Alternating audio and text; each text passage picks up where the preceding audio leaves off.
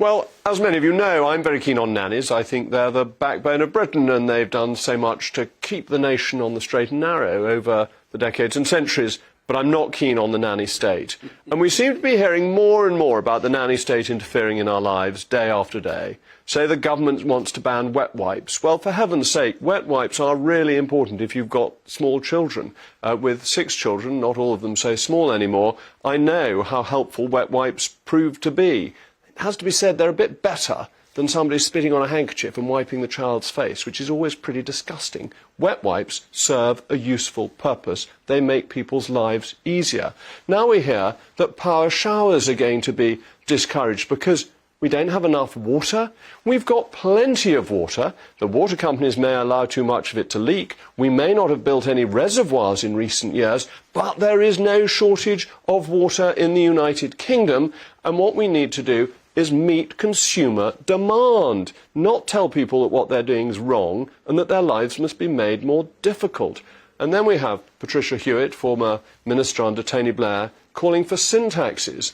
The problem with sin taxes is that they fall more on the poor than on the rich. There's an excellent Civitas report recently that points this out, and quite how much of indirect taxation takes of the lowest quintile's income compared to the highest quintile. And that's really deeply unfair, that it's one thing for governments to lecture, it's one thing for governments to tell people how to lead their lives, but to make people actively worse off because they don't like what people's doing seems to me to be entirely wrong when it's on the backs of the least well off.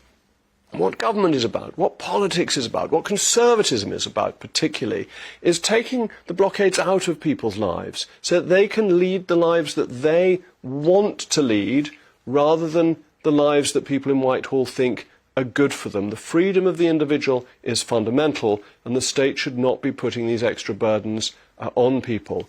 But we've got, and to go back to Patricia Hewitt, this pernicious idea that because the NHS is paid for by the state, we then have to behave for the benefit of the NHS. But that's not right. The NHS isn't there for its benefit, it's there for our benefit. It's there to protect us. And we got into this muddle over COVID when we were told to protect the NHS. But that's not the way it should be. The NHS is the emergency service to look after people if they're unwell. And this is a problem that has made us more dependent, the dependency culture that Civitas pointed out, so that we've now got a point of 50% of people, our fellow citizens, being net recipients of support, but then they get taxed. So I was talking about the bottom quintile. They pay 19.3% in indirect taxes against 6.3% of the top quintile. So we give them benefits, and then we tax them on those benefits to get the money back to give it to them. It's a circular dependency culture that makes people inefficient, makes the economy slower growth, but also infantilizes us because we have to be dependent on dear old nanny. Well, perhaps I've been infantile all my life, because I'm certainly dependent on nanny, but not the nanny state.